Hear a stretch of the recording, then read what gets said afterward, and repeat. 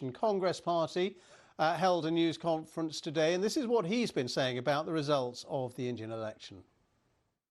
This is the main thing that this election has said. The country has unanimously and clearly stated, we do not want Mr. Narendra Modi and Mr. Amit Shah to be involved in the running of this country. We do not like the way they have run this country. We do not appreciate the way they have attacked the constitution. We do not appreciate the way they have run this country for the last 10 years. So that is a huge message to Mr. Narendra Modi.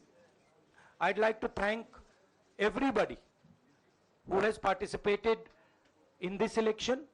I am extremely proud of the people of India. I'm extremely proud of the people who have resisted this onslaught on the constitution. Well, let's try to analyse these results so far with our South Asia editor, Anbarasan Ethirajan. Thank you for being with us. How do you read it, the latest developments? Well, it is a very significant political development at this point because everyone expected Mr. Narendra Modi to gain a landslide victory. But now his alliance is leading in nearly 290 seats, and still his party, the BJP, is way short of gaining a majority. So it is seen as a setback for Mr. Modi himself because he put himself as the star campaigner. The whole campaigning machinery was surrounding him, and he was going all around the country for nearly 6 weeks talking about the Modi's guarantee, about his welfare schemes.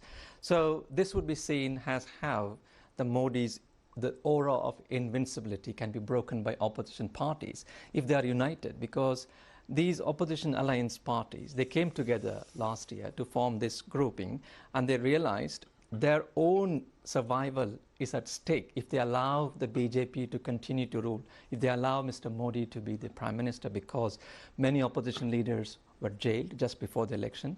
The bank accounts of the Congress Party, the main opposition party, was frozen, and then several rights activists, media personalities were put in jail, those who were critical of Mr. Modi.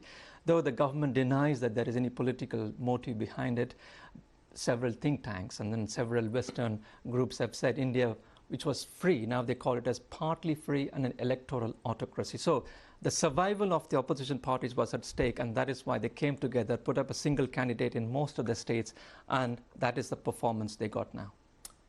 So what do you think it means for Mr. Modi now in government? What can he not do that he would have been able to do if he'd got that landslide?